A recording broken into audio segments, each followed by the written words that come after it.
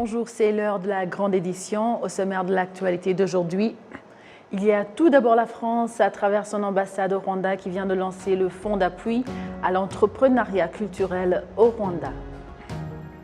Et l'hôpital neuropsychiatrique Ndera qui déplore l'augmentation des cas de maladies mentales suite à l'attitude de beaucoup de gens qui se font soigner tardivement, ce qui anéantit la guérison. Au sommaire également, le ministère de l'Unité nationale et de l'engagement civique exhorte les journalistes opérant au Rwanda à exercer leur métier en luttant contre tout ce qui peut nuire à l'unité des Rwandais. Restez avec moi, Amandine Dikoumassabo. Je reviens dans un instant pour les détails de la grande édition.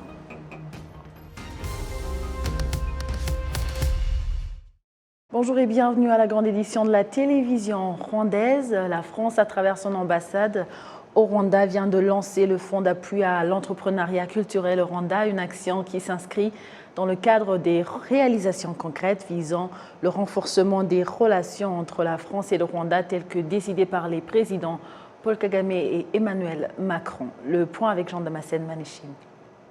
En procédant au lancement officiel du fonds d'appui à l'entrepreneuriat culturel au Rwanda, Aurélien Rechevalier, directeur général de la mondialisation, de la culture, de l'enseignement et du développement international au sein du ministère français de l'Europe et des Affaires étrangères, a indiqué que l'action de la France dans le domaine des industries culturelles et créatives au Rwanda s'inscrit dans le cadre plus général d'une refonte des relations avec le continent africain.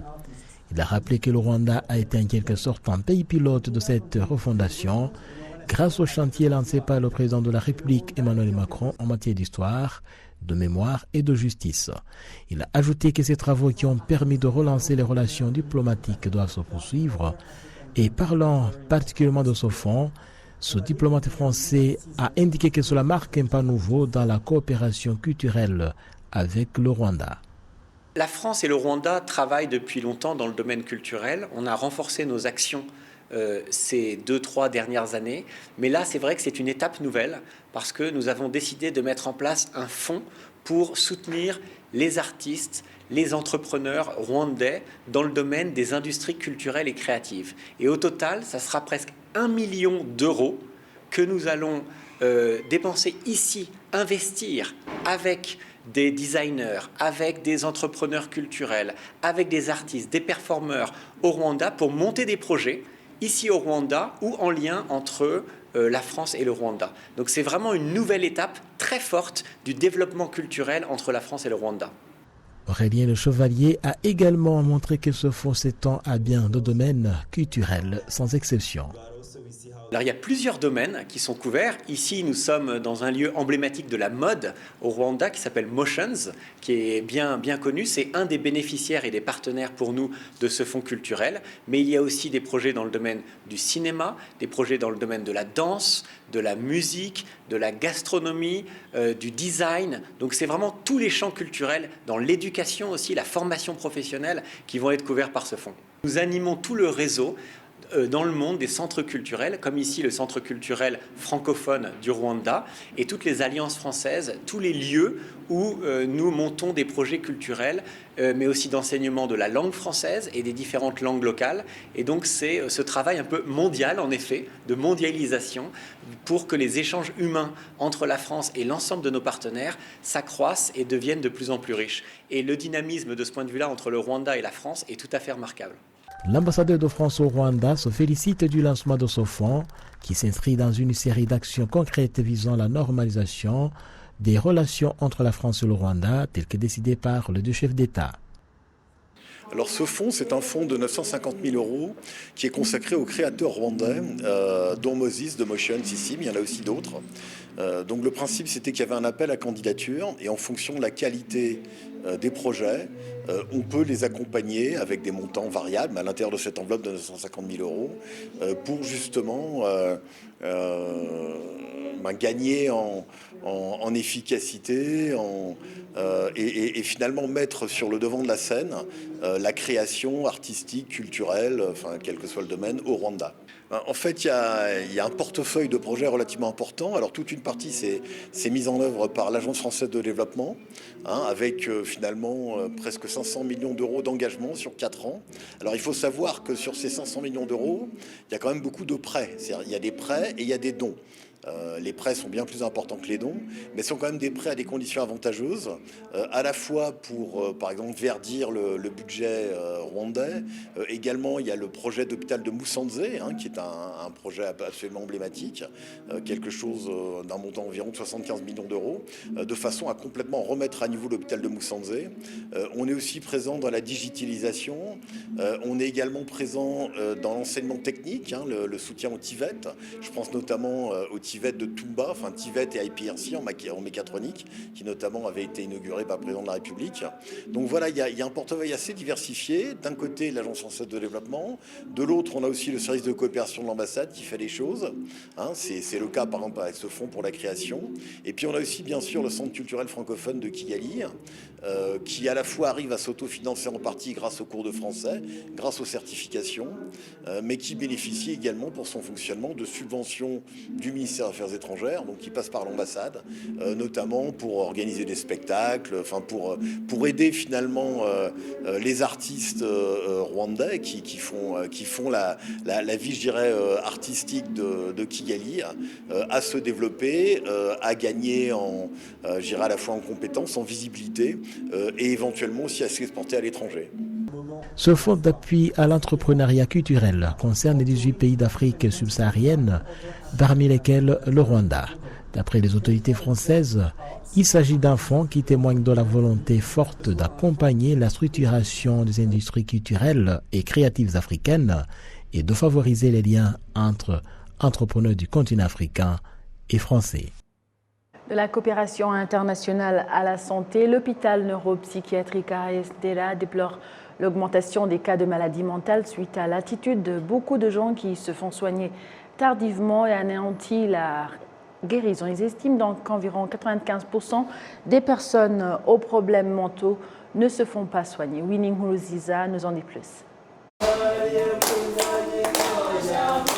Il n'est pas rare de trouver à l'hôpital neuropsychiatrique AES Ndela des malades qui sont sur place depuis des décennies. Ces derniers se sont retrouvés à l'hôpital et une fois rétablis ne savent pas beaucoup sur leur origine ou leur lieu de provenance. Sur place, on les appelle des inconnus puisqu'il n'a pas été possible de les identifier. Certains d'entre eux ont été amenés par la police nationale, par exemple, ou par d'autres personnes de bonne volonté, et une fois qu'ils retrouvent l'état normal, ne parviennent pas à reconnaître leur provenance. La direction de l'hôpital indique avoir entrepris une opération de réintégration, espérant que la coopération avec des organes étatiques, notamment le ministère de l'administration locale, permettra de trouver une issue définitive à ce problème. Le problème, nous avons 90 ou 90 patients qui ont été traités et qui sont guéris, qui sont à l'hôpital. Vous savez que beaucoup de patients que nous soignons ici sont souvent amenés par la police, parfois, qui les a pris soit à cause d'une agitation dans la rue pour ne pas perturber l'ordre public, et la police l'amène et puis on le soigne. Le problème, quand il est bien stabilisé, parfois nous avons des difficultés pour les réinsérer. Il y a une activité ici sociale qui est souvent menée, des enquêtes sociales. On va travailler avec les autorités locales pour essayer de voir s'il peut être réintégré, mais parfois toutes ces démarches n'aboutissent pas à la réintégration. On ne trouve pas la famille, parce que parmi eux, il y a des personnes qui ont quitté la Tanzanie, par exemple, à pied, et puis ils se retrouvent ici. Et il y a d'autres qui ont quitté l'Ouganda, il y a d'autres qui sont d'ici, mais on ne retrouve pas leur famille. Actuellement, ils sont 90 au niveau de l'hôpital. Et ils augmentent ainsi le nombre de patients dans l'hôpital. Et donc, pendant que nous devrions accueillir à leur place d'autres nouveaux patients pour les soigner, ce surnombre fait que parfois on ne peut pas accueillir certains autres patients. Donc ce serait intéressant qu'ils puissent être réintégrés dans la société, et des démarches ont commencé à être entreprises, des démarches entreprises entre la direction générale de notre hôpital, le ministère de la Santé ainsi que le local government le gouvernement, le ministère du gouvernement local, et donc pour essayer de résoudre ce problème. Il y a des promesses que ce problème sera résolu. Mais déjà, au niveau de l'hôpital, ce qui est appréciable, c'est que l'hôpital a une vision de construire une belle place, un très grand centre qui a pu accueillir une quarantaine de patients qui n'avaient pas de là où vivre, qui n'avaient pas de famille, mais qui ont un lit là-bas, qui ont de quoi manger, qui ont des médicaments régulièrement et qui sont donc pris en charge. Et donc, à la longue, on envisage même aussi de travailler avec des personnes qui ont des difficultés pour gérer leurs malades à la maison, mais qui ont les moyens, mais au lieu de les rejeter, d'obtenir une place dans un lieu comme celui-là qui a été créé. Comme ça, ils participent, ils donnent une contribution et on peut les garder leurs malades pendant un temps pour qu'ils soient bien stabilisés. Donc actuellement, ils sont une quarantaine qui sont là. Il y a un projet d'agrandir parce que le besoin est là. Le besoin est très grand d'agrandir ce centre qui a été créé. Les organisations œuvrant pour l'assistance des malades mentaux estiment tout de même qu'il faut intensifier des campagnes de sensibilisation pour mettre fin à certaines attitudes négatives qui consistent à marginaliser les malades mentaux, ce qui, selon eux, retarde leur rétablissement et l'intégration sociale des malades. Winnie Nkurunziza pour la télévision rwandaise. Toujours à propos de la santé, les spécialistes de la santé mentale indiquent qu'une attention particulière devrait être prêtée aux jeunes confrontés aujourd'hui à la consommation de la drogue et de l'alcool, maintes fois source de dépression et de troubles mentaux chez certains. Je vous propose un entretien exclusif du docteur Wizoza de l'hôpital neuropsychiatrique d'Ndela.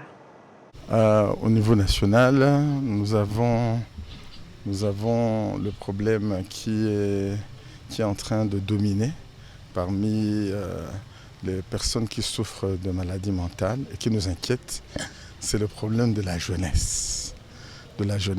Une grande partie de la jeunesse est affectée par le problème de l'alcoolisme, le problème de la toxicomanie à l'héroïne, le problème de la toxicomanie au cannabis, et parfois la toxicomanie aux amphétamines et la toxicomanie à la cocaïne. Ce grand problème nous préoccupe parce que la jeunesse, c'est l'avenir du pays. C'est l'avenir du pays et quand nous voyons un grand pourcentage des jeunes qui passent leur temps à boire de l'alcool, parfois à abandonner les études à cause de l'alcool ou alors à abandonner leur travail à cause de l'alcool, hypothéquant ainsi leur avenir, développant parfois des complications psychiatriques ou bien neurologiques dues à l'alcoolisme chronique. Et nous interpellons notre jeunesse. C'est vrai que l'homme, parmi les besoins de l'homme, c'est Freud, le psychanalyste Freud, qui a dit que la vie de l'homme est régie par le principe du plaisir et le principe de la bonne gestion du temps. C'est vrai que chacun de nous doit rechercher du plaisir dans la vie. C'est ça qui nous motive, c'est ça qui nous permet de continuer à travailler, à étudier, à chercher à se bâtir, à se construire, à réaliser une vision que l'on a. Mais je conseillerais à la jeunesse de s'abstenir, si possible, d'éviter la consommation de drogues et de se concentrer sur leurs études, de se concentrer sur les opportunités que le pays est en train d'offrir à la jeunesse pour se reconstruire, notamment les programmes d'autodéveloppement personnel sur le plan économique et autres, et donc ainsi de pouvoir bâtir pour eux un meilleur avenir. Parce que ce sera la meilleure manière de prévention. Déjà décider de s'abstenir de ces drogues. Ce qui a été démontré, c'est que quand l'on commence à prendre des drogues, on ne sait pas où ça va arriver. Au début, ça semble aider pour des personnes qui ont une sous-estimation de soi, qui ont une phobie sociale, Ça peut leur permettre de socialiser facilement avec leurs amis, avec leurs collègues, etc. Et ça semble être bien. Ça peut les aider à éprouver du plaisir et tout. Mais à la longue, le corps s'habitue à ces drogues et développe ce qu'on appelle une accoutumance et une tolérance. Et ainsi, s'habituant à ces drogues, le sujet est obligé d'augmenter la quantité. La quantité de l'alcool, la quantité des drogues, pour pouvoir obtenir les mêmes effets de plaisir qu'il avait au tout début. Et le sujet, de fil en aiguille, va développer aussi certainement ce qu'on appelle une dépendance psychique, une dépendance physique à ces drogues. C'est-à-dire que quand il n'a pas ces drogues, il ne peut pas travailler. Quand il n'a pas ces drogues, il ne peut pas étudier. Même quand il est parti au travail et qu'il commence à travailler un peu, dans son imagination vient une bouteille de bière, un verre dans lequel on verse la bière, avec les gaz qui montent, il commence à avaler la salive et il se dit non, je dois aller prendre quelque chose. Et il s'éclipse, il va aller prendre en se disant qu'il va revenir juste après. Mais quand il commence, c'est fini, il continue dans ce rythme. Il y en a même pendant le week-end qui peuvent commencer à prendre le vendredi et ils rentrent à la maison le dimanche. Alors, le dimanche soir. Alors, ça devient un problème. Parfois, ça devient des problèmes de retentissement, des troubles au niveau du couple. Ce problème d'alcoolisme peut générer même des violences au sein du couple. Celui qui a pris beaucoup d'alcool devient violent. Et ça peut créer des conséquences légales. Le sujet peut perdre son travail. Pour le jeune, il peut perdre ses études, et ainsi hypothéquer son avenir et même développer la maladie mentale. Donc, c'est toujours mieux de se garder de ces formes de plaisir, mais qui amènent à l'autodestruction. Parce qu'il y a beaucoup d'autres formes de plaisir que l'on peut obtenir, comme le sport, ça procure du plaisir, comme la socialisation, ça procure du plaisir, comme la prière, l'adoration, écouter la parole de Dieu. Tout ça, il y a un plaisir spirituel, psychique, physique, que l'on peut éprouver, mais sans pour autant se détruire, s'autodétruire. 2 semaines après le lancement du procès, Séraphin Touahirwa et Pierre Bassaossé à la cour d'assises de Bruxelles, ceux qui suivent de près les audiences de cette affaire, estiment qu'il n'est pas facile de juger les présumés génocidaires 29 ans après les faits. Jean Damascène Manichimi nous en dit plus.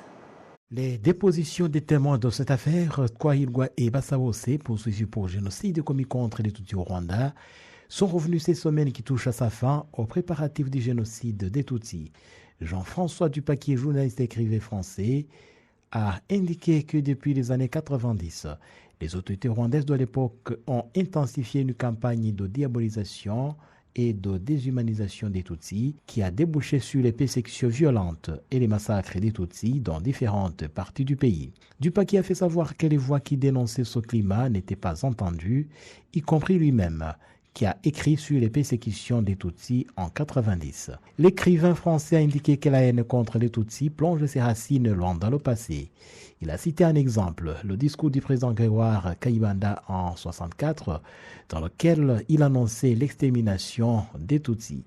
Ces discours de haine se sont poursuivis et ont pris de plus en plus d'ampleur sous la Deuxième République du président Habyarimana, a-t-il martelé. Jean-François Dupaquier parle aussi des massacres des Tutsis de Bigogwe en mars 1992, l'un des signes du plan génocidaire qui se profilait déjà. À cela s'ajoutaient d'autres faits comme la fondation de la milice Interahamwe qui prêchait la haine contre les Tutsis et commanditait des persécutions et des massacres des Tutsis dans la région de Bugesera et dans d'autres régions du Rwanda. Ceux qui suivent de près ces procès indiquent qu'il y a de plus en plus de difficultés à connaître toute la vérité sur le génocide des Tutsis, suite au temps et à la nature même de ce procès. La première difficulté, ce que nous regrettons, c'est que M. Bassaossé n'est pas présent. Il est venu à la première audience. Et puis le week-end qui a suivi, il a été hospitalisé. Et donc c'est dommage qu'il ne soit pas là, parce qu'il devrait répondre comme quelqu'un qui a vécu le génocide. l'avocat ne peut pas le remplacer à 100% puisque l'avocat n'est pas témoin. L'avocat ne peut pas dire « Ah, il n'était pas là, il était là, ou il faisait ça et ça ». Donc ça, c'est une des premières choses que nous regrettons. Deuxième chose, l'autre accusé, Séraphin Twahigwa, nie pratiquement tout. Donc la communication, l'information qu'on attendait de lui, c'est pas ce qu'il fait. Mais toujours est-il que c'est le jeu. Il est autorisé à ne pas répondre, même à mentir, mais on va faire en sorte que les choses se sachent. Il y a tellement d'informations, de détails dans ce procès, notamment venant des témoins directs des faits en 1994. Et donc, c'est une confrontation qui ne va pas être facile, parce que notamment, il y aura des personnes qui ont été victimes de viol de son fait. C'est pas facile, mais nous sommes heureux que le procès se déroule, parce que nous allons découvrir pas mal d'informations, pas mal d'éléments qui n'étaient pas connus jusque-là. Les témoins de l'accusation dans cette affaire ont montré que Séraphin Twahigwa figurait parmi les miliciens Interahamwe de Ronan qui ont orchestré les massacres à grande échelle des Tutsis dans la ville de Kigali. À cela s'ajoutent les viols à masse des femmes dans différentes parties de la ville de Kigali, la mise en place des barrages routiers et le pillage systématique des biens qui appartenaient aux Tutsis. Directement après la mort du président Habyarimana, ont-ils dit, Twahigwa organisait des réunions avec d'autres miliciens Interahamwe et leur distribuait de l'argent pour les encourager au massacre des Tutsis. Parlons maintenant des médias et l'unité des Rwandais. Le ministère de l'Unité nationale et de l'engagement civique exhorte les journalistes opérant au Rwanda à exercer leur métier en luttant contre tout ce qui peut nuire à l'unité des Rwandais. Le ministre Jean Damascène Bizimana rappelle à ces derniers que le principe de l'unité des Rwandais plonge ses racines loin dans le passé, comme certains missionnaires l'ont décrit dès leur arrivée au Rwanda. Les Banyarwanda étaient persuadés, avant la pénétration européenne, que leur pays était le centre du monde, le plus puissant et le plus civilisé de toute la terre. Il faut ajouter l'unité linguistique qui, presque absolue d'un bout à l'autre du territoire, conditionne la facilité des relations entre les habitants. L'unité des institutions de coutume et d'usage dans la vie privée, la vie sociale et la vie publique, entre concitoyens de conditions différentes, et enfin l'unité religieuse. Les indigènes de ce pays ont bien le sentiment de ne former qu'un seul peuple, celui des Banyarwanda, qui a donné son nom au territoire. Ce sentiment prend la forme qui lui revient normalement chez les sédentaires, d'attachement au sol, non pas seulement au foyer, à la commune ou à la province, mais au territoire ancien, obéissant au même prince. Le patriotisme se traduit dans l'attachement à la dynastie régnante. Les journalistes, pour leur part, se déclarent aussi conscients de la responsabilité qui est la leur dans l'exercice de leur métier. Les journalistes ont besoin des formations pour avoir une information générale à donner, parce que si un journaliste donne un message qui est différent d'un message que l'autre journaliste peut donner, ça va même déstabiliser les auditeurs. Donc on a besoin des formations, et aussi on demande aux autorités d'être flexibles quand un journaliste a besoin d'une information pour compléter son article. Selon les journalistes, il serait convenable que le principe de l'accès à l'information soit aussi respecté par tous les organes dans le pays pour faciliter leurs tâches dans le quotidien. Le journaliste doit être responsable de ce qu'il dit, des articles qu'il écrit. Il doit surpasser ses émotions, ses sentiments par rapport à son histoire, parce que chacun a une histoire sur le génocide. Et tout ça pour ne pas saboter ou détruire ce qu'on a déjà construit pour l'unité nationale. Voilà, c'est tout pour cette édition. Merci à vous tous qui étaient au rendez-vous d'actualité d'aujourd'hui. Au nom de toute l'équipe qui a réalisé la grande édition, je vous souhaite de passer une excellente suite du programme de la télévision rwandaise. C'était avec Amandine Dikumasabo. Au plaisir de vous retrouver prochainement pour un autre programme d'actualité.